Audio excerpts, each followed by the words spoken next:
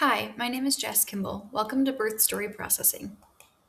I'm a birth and postpartum doula, a lactation counselor, and someone who believes deeply in the power of the stories we tell ourselves. We're starting this series because birth is a whole body, whole life event. It happens in a moment, but it lives inside us forever. If you're watching this, maybe you've had a birth that felt empowering. Maybe it felt confusing, or disappointing, or traumatic, or, like a lot of parents, maybe it felt like all of those things all at once. In the birth world, we hear a phrase a lot: all that matters is a healthy baby. But as a maternal health practitioner, I'm here to tell you that that's only half the truth. You matter too. Your heart, your memory, and your sense of self matter.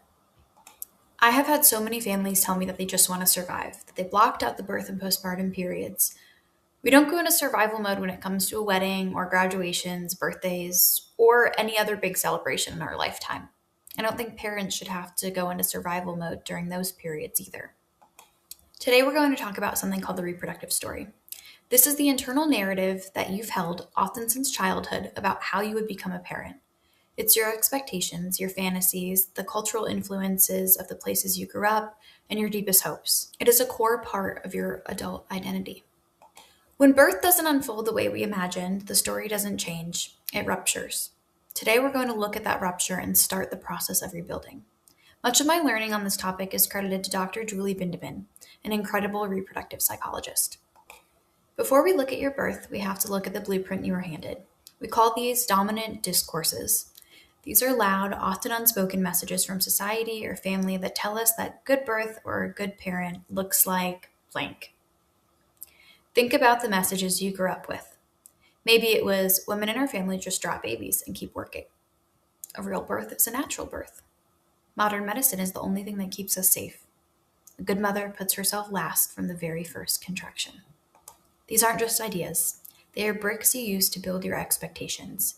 When we go into the birthing room, we aren't just bringing a hospital bag. We're bringing this entire architecture of shoulds.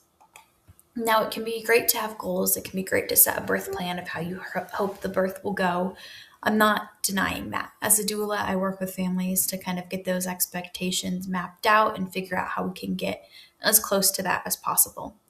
But when it doesn't go as planned and you don't have the coping tools to deal with that, or you're left in a place where it's really making you struggle with your identity and your worth, we need to really look into the reproductive story.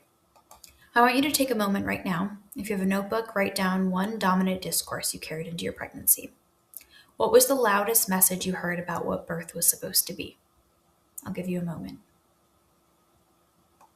Now, let's talk about what happens when the lived experience meets the blueprint.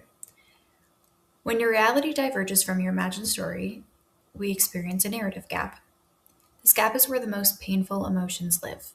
It's not just that the birth was hard, it's that the birth made you feel like you failed, or your body failed. If your story was, I am strong and in control, and your birth involved an emergency or a loss of agency, you might feel an identity collapse. You might feel shame, guilt, or a sense that your body betrayed you. You might feel like you don't recognize the person in the mirror. I want to be very clear. These feelings are not signs that you are weak. They are signs that your story has been ruptured.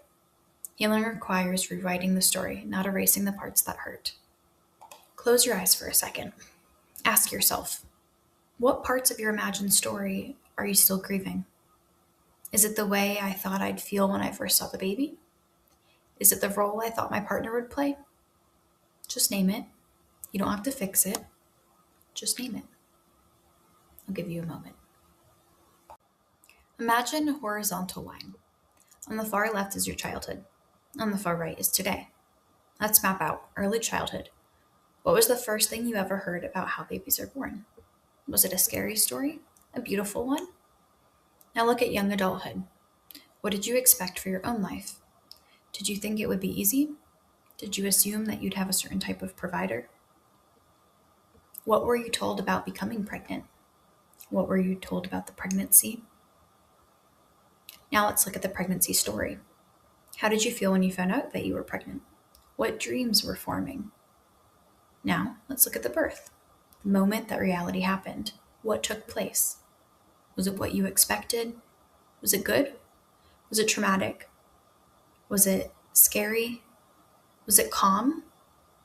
Some of these things can coexist. Sometimes it might have felt calm, but maybe not exactly what you expected. Now let's look at the present day. Where are you sitting right now? How are you feeling? What is your outlook on the birth experience that you had, your pregnancy, your journey with fertility? Looking at this timeline helps us see that the birth is just one point on a very long map. It allows us to see that the rupture happened at a specific time. But the rest of the line is still yours to write. I think it can be really hard when you go into your adult life with these ideas about pregnancy and birth. For example, I went into my adult life thinking that it would be very easy to become pregnant. I was told by a lot of people who were close to me and religious that when you love somebody, when there's that much love there, that a life can't resist coming in, a baby will just be brought to you. My mom had a very easy time getting pregnant. I'm from a big family. These really shaped my outlook on how pregnancy was supposed to go and actually getting pregnant. So it was a huge shift for me when the reality was it wasn't easy for me to get pregnant and it wasn't easy for me to stay pregnant.